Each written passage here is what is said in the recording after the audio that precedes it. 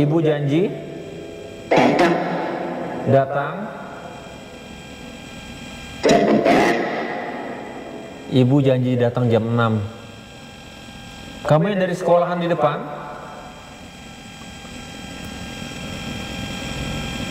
Ibu janji datang jam 6. Tapi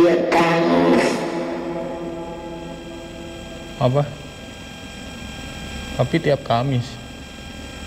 Hah? Tahu. Tapi dia nangis atau apa? Gue dengernya tapi tiap Kamis.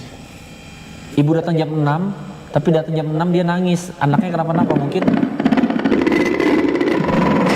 Ibu janji jemput jam 6, tapi dia nangis menurut gue sih. Jadi kayaknya mungkin dia sakit, men. Atau kecelakaan. Tadi kan di off-virus ada kata accident.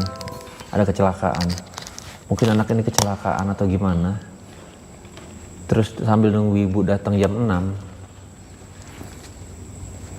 Pas ibunya nyampe, ibunya nangis. Karena anaknya udah gak ada.